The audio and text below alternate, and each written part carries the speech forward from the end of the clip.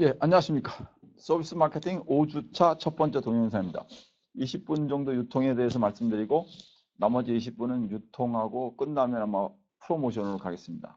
보통 4P라고 하면 제품, 가격, 유통, 프로모션 이렇게 쓰는데 여기서는 이제 서비스 마케팅에서 이제 7P라고 하는데 거기에다가 4개에다가 그 프로세스, 피플, 피지컬 어떤 퍼실리티 그렇게 해서 7개인데 이 책에서는 순서를 조금 바꿔서 저자들이 썼습니다. 그래서 뭐 저번에 제품 했고 오늘 유통을 상당히 하고 그다음에 이제 프로모션 그다음에 이제 가격이 되겠습니다.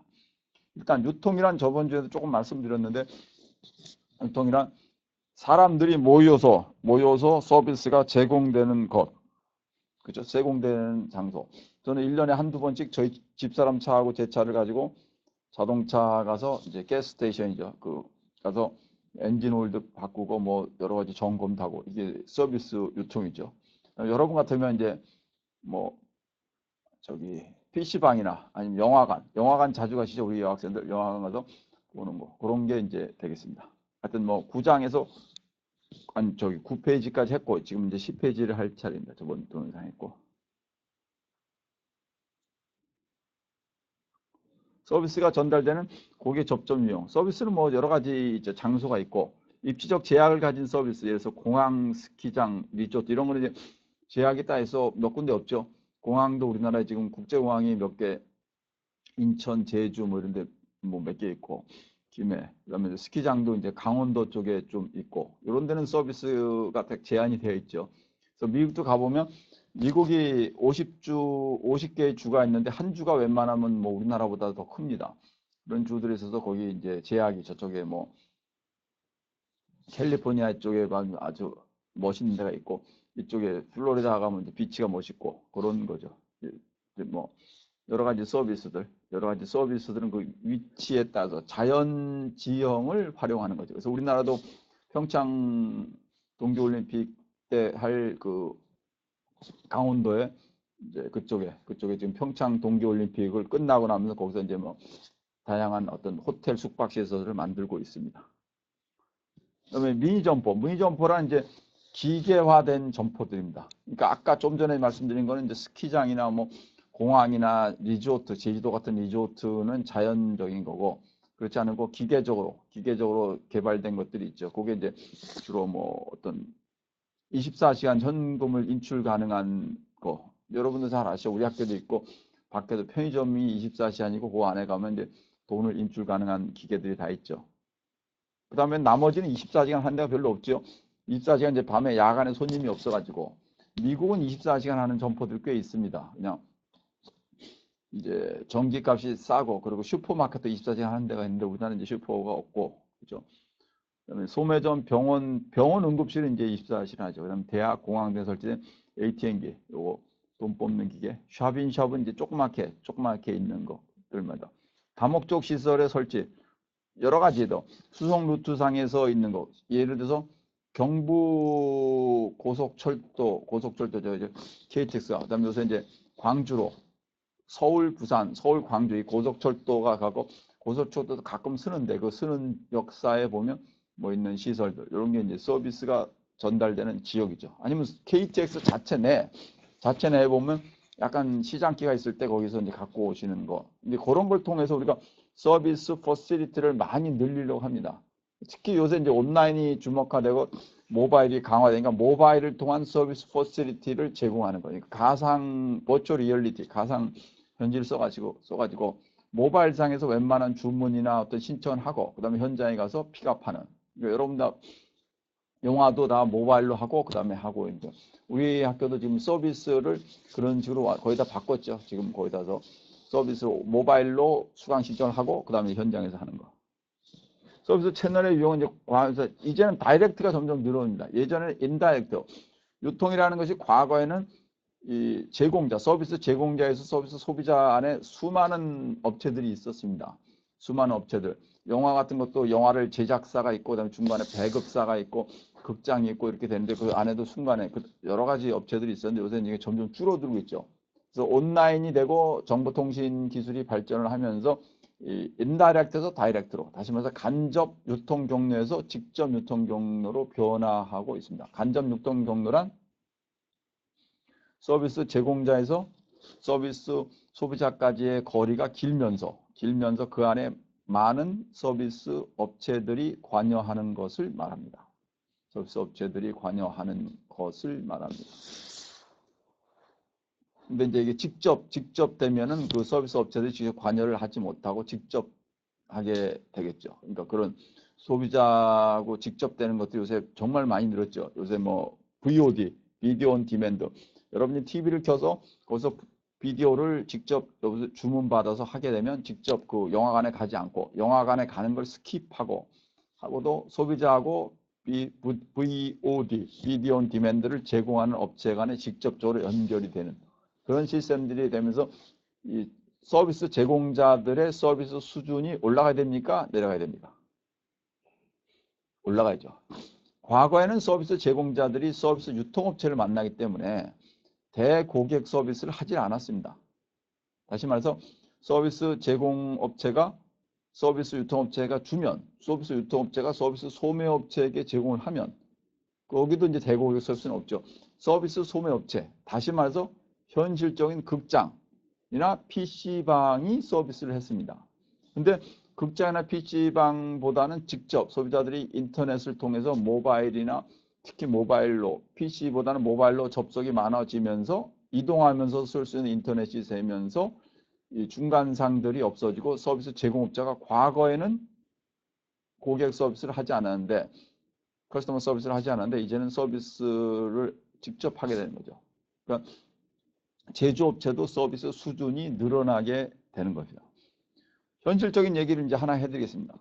제가 이제 PC를 자주 쓰는데 물론 PC를 주로 이제 워드하고 한글 글 치는 거하고 동영상만 보는데 이메일하고 이 삼성전자에서 노트북을 샀는데 가끔 이게 보면 1년에 한두 번씩 잘 안 됩니다. 그럼 이제 삼성전자 서비스 저희 집 근처에 있는 삼성전자 서비스를 가면 거기서 이제 서비스를 뭐 해주죠. 이 서비스 포실리티.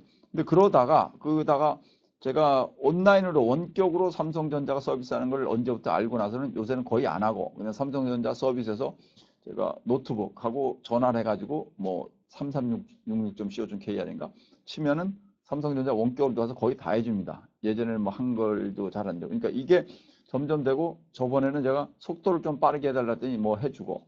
물론 이제 속도라는 건 중간에 CPU에 있는 걸 전체 바꾸고 하드웨어도 바꾸고 소프트웨어에 어떤 뭐 버그나 이런 바이러스를 좀 손을 봐야 되겠지만 그거 말고 기본적인 거는 원격으로 서비스를 해줘서 제가 이 다이렉트 유통이 되면서 삼성전자 서비스가 오프라인에 있는 서비스보다는 온라인 서비스로 가면서 대고객 서비스가 강화됐죠. 그러면서 어떻게 합니까?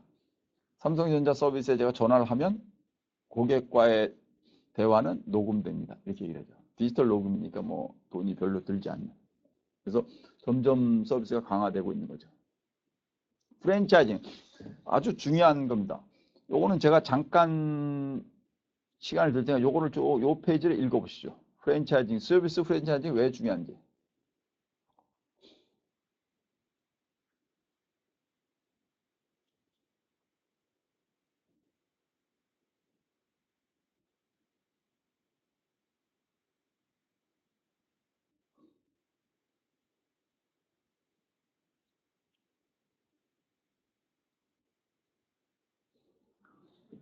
프랜차이징이란 프랜차이저와 프랜차이지, 우리는 서비스입니다.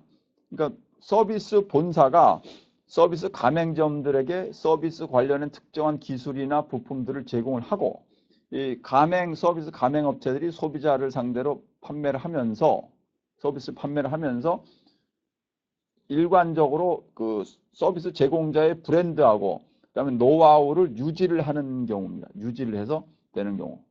우리로 치면은 뭐 이래서 가맹점 중에 헤어살롱이 뭐 무슨 뭐뭐 하는 헤어살롱인데 본사가 직영점을 내는 경우도 있고 근데 직영점 많이 안 내고 가맹점을 많이 내죠. 무슨 헤어살롱 이렇게 놓고 가맹점을 많이 내면 이 가맹점들이 프랜차이즈가 됩니다. 본사의 이름을 동일한 ABC 헤어살롱 그러면 ABC 헤어살롱이 전국에 점포가 꽤 많은데 대부분은 이제 가맹점이다. 직영점이란 건 본사가 직접 하는 거. 가맹점이란 가맹 사업자들이 들어와서는 그 본사의 이름을 활용하면서 노하우도 활용하고 광고를 이제 본사가 해주고 그래서 고객이 그걸로 입점을 하고 와서 이제 서비스를 받고 머리를 하고 나서 가면 그 매출액 중에 일부를 뭐 작게는 뭐 몇 프로에서 많으면 몇십 프로까지 본사에게 제공하는 것. 이게 서비스 프랜차이즈입니다. 그러면 왜 직영을 하지 왜 가맹점을 끌어들이냐 생각해 보시죠. 왜 그렇게 머리를 잘할 수 있다면 직영점을 다 내지 왜 가맹점을 끌어들이냐. 직영점을 내려면 그 서비스 점포, 헤어살롱의 건물이나 건물 임대료나 종업원 인건비를 누가 내야 됩니까? 본사가 다 내야 됩니다. 쉽게 말해서 돈이 많이 든다는 얘기입니다. 돈이 많이 들기 때문에 가맹점을 얻게 되면 가맹점들이 들어와서 자기 돈을 내게 됩니다. 가맹점. 그러니까 프랜차이징의 기본적인 목적은 본사가 판매 가능한 브랜드하고 노하우와 서비스 노하우가 있을 경우에 점포 출점 비용을 줄이기 위해서 가맹점과 같이 하는 겁니다. 그럼 왜 가맹점은 자기가 직접 하지? 자기가 가나다라 헤어살롱에 내고 직접 하지 왜 그걸 끼는가? 본사의 브랜드를 활용하거나 노하우를 배우기 위해서 그럽니다. 본인이 가맹점이 그런 노하우나 실력이 없기 때문에 그런 겁니다. 본인이 실력이 있으면 어떻게 합니까? 본인이 또 내면 됩니다. 본인이 내면 됩니다. 그래서 프랜차이징이란 프랜차이저와 프랜차이즈가 합쳐서 하는 겁니다. 그러면 교수님, 그렇게 실력이 있으면 프랜차이즈 본사가 자기 돈을 모두 내서 하는 게 낫죠. 그렇게 할 수도 있어요. 스타벅스가 지금 그런 식으로 해요. 스타벅스는 신세계백화점이 완전히 다 하죠. 물론 미국 스타벅스, 한국 스타벅스가 미국 스타벅스사와 신세계백화점이 합작을 하는 회사인데 한국 스타벅스가 다 모두 자비용으로 출제한대. 근데 그런 경우는 그렇게 많지 않습니다. 대부분은 그러면 은행에서 돈을 빌려서 할 수도 있죠. 그렇더라도 이자율을 물어야 되고 또 하나는 본사가 하더라도 성공이 혹시 불확실할 수도 있습니다. 그런 거를 감안하기 위해서 이제 프랜차이징 제도를 쓰는 것이죠. 제품 유통형 제품을 제공하는 것, 코카콜라. 서비스는 이제 서비스하는 형태입니다. 그래서 재화 서비스에서 보면 이제 사업형에서 뭐 패스트푸드, 소매점 이런 게 있고 주유소나 뭐 여기서 제품을 제공하는 데도 있고 제품을 제공하지 않고 순수하는 경우 뭐 PC방 같은 게 그렇죠. 무슨 PC방 해갖고 그렇게 됐고 과거에는 무슨 목욕탕 이런 게 또 있었고 주유소도 SK 주유소가 우리나라에 수천 개가 있는데 제일 크죠. SK 주유소가 직영하는 본사는 몇 개 안 되고 나머지 대부분이 이제 주유소죠. 서비스를 하죠. 뭐 기름도 팔지만 서비스를 하는 그런 것들이 이제 프랜차이징입니다. 이게 장점과 단점, 이거 한번 읽어보십시오.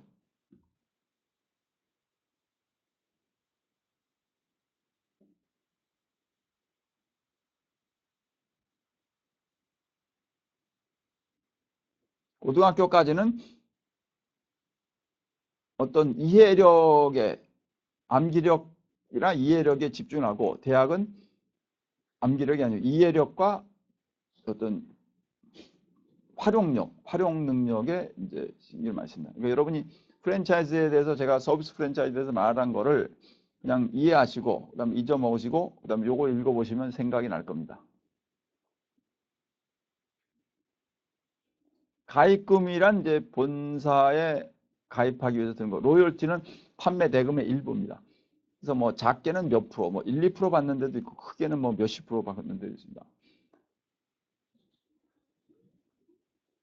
본부의 입장, 그러니까 여기 가맹점 본부의 입장과 그죠? 여기 가맹점의 입장, 여기 네 가지입니다.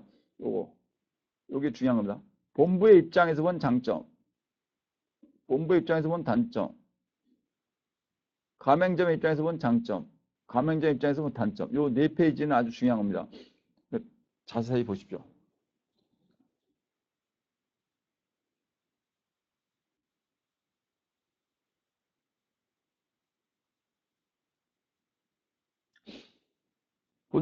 본부는 적은 돈으로 많은 기업체를 많은 가맹점을 낼 수 있다는 거고, 단점은 동일한 퀄리티를 유지하지 못하는 경우는 문제가 됩니다.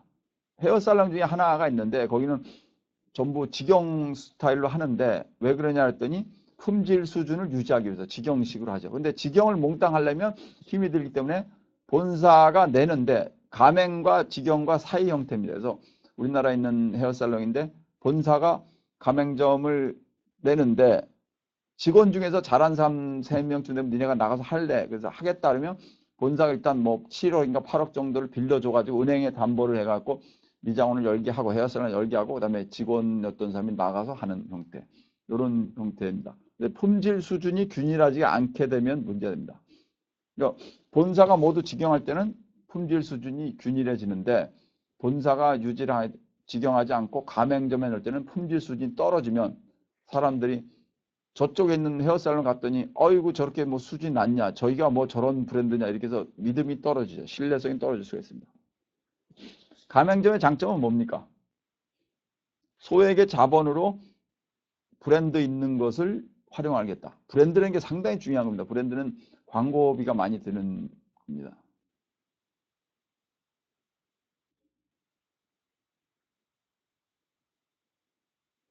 각종 교육도 받고 지원도 받을 수 있고 지원받을 수 있다. 단점은 뭡니까? 스스로는 잘 안 될 수가 있죠. 본부가 시키는 것만 할 수가 있죠. 계약 기간 내에도 시키는 것만 하다가 본인이 어떤 크게 하려면 어떻게 합니까? 잘 안 되죠. 그래서 야망 있는 사람들은 가맹점을 잘 하지 않습니다. 가맹점 하다 금방 버리고 본인이 직접 직영점을 차리죠. 하여튼 지금까지 4가지를 우리는 봤습니다. 중요한 겁니다. 프랜차이징의 본부의 입장에서 본 장점, 본부의 입장에서 본 단점, 가맹점 입장에서 본 장점, 가맹점 입장에서 본 단점. 중요한 겁니다.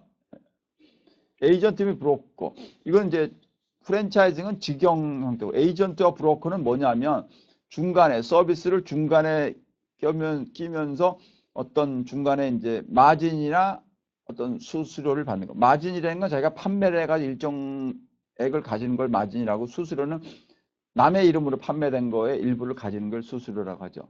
판매 에이전트는 대량 판매를 해주는 거. 우리나라에도 뭐 판매 에이전트들이 외국계 서비스 업체들의 판매 에이전트, 외국계 컴퓨터 회사, 유럽의 유명한 컴퓨터 회사가 있는데 그 컴퓨터 회사가 국내 기업체들에게 뭔가 ERP 같은 걸 팔아요. 그 팔 때 국내에서 판매 총괄하는 에이전트가 있죠. 또 구매 에이전트라는 거는 뭐 구매를 하기 위해서 우리나라의 재벌들도 해외 전 세계 미국이나 뭐 일본이나 유럽, 중국에다 바잉 오피스라고 냅니다. 그래서 거기서 서비스 판매하는 거를 구매를 해가지고 국내에 들어와서 파는 거. 그래서 에이전트고 브로커는 중간에서 이제 소개를 해주는 겁니다. 에이전트 브로커를 가지면 이제 절감할 수 있죠. 비용을. 왜냐하면 내가 직접 하지 않고 또 하나는 서비스 에이전트와 브로커는 자기들이 서비스 소비자들을 많이 알고 있습니다. 그래서 서비스 소비자를 알고 쉽게 해서 보험회사 우리나라 생명보험이 뭐 삼성, 교보, 하나 이런 게 큰 게 있죠. 보험회사가 직접 보험을 파는 것이 아니고 보험회사가 중간에 판매 에이전트죠. FC라 하죠. 파이낸셜 서비스 하는 분들. 그러니까 예전에는 보험 사원이었는데 보험 판매 사원이었는데 요새 이제 FC 파이낸셜 어드바이저 이런 얘기 쓰죠. 그러니까 외국계 회사도 그러고 국내 회사도 그러고. 그렇죠? 그 보험을 판매하는 사람들이 있고 이 삼성생명의 보험을 중간에 판매하는 사람들이 자기가 팔 수 있기 때문에 본사 입장에는 판매 비용이 듭니까 안 됩니까? 직접 판매 비용 거의 안 됩니다. 제가 보험회사 자문교수를 많이 해봤는데 직접 판매 비용 거의 안 들고 이 판매한 사람들이 계약을 체결해 오면 그 다음부터 비용을 조금 주죠. 일단 그러니까 회사 입장에는 팔고 난 거에 이득을 주는 거니까 이득이고 그 다음에 단점은 뭡니까? 이 사람들이 말을 안 들을 수가 있어요. 예를 들어서 삼성의 판매를 잘하는 파이낸셜 어드바이저인데 이 사람한테 본사가 좀 통제를 했더니 다른 보험회사를 갚버리는 거죠. 자기 고객을 가지고. 본사는 고객을 모른다는 얘기입니다. 직접적으로는. 물론 고객 명단은 가지고 있죠. 계약을 하기 때문에. 그래서 삼성생명의 고객이 뭐 수백만 명이면 이 중간에 있는 수만 명의 세일즈 레이디나 세일즈맨들이 판매를 해가지고 와서 그 이름은 아는데 그 사람과 직접 접촉은 잘 안 하고 있는 거죠. 그 단점이 이제 고객 통제력이 없는 겁니다. 전자 채널이랑 요새 이제 점점 인터넷이 발생하면서 인터넷을 통해서 서비스가 이 앞에서 얘기했던 어떤 그 실물 채널과 달리 전자적으로 되는 거. 요거는 이제 조금 다른 내용이니까 조금 쉬었다가 다시 하겠습니다.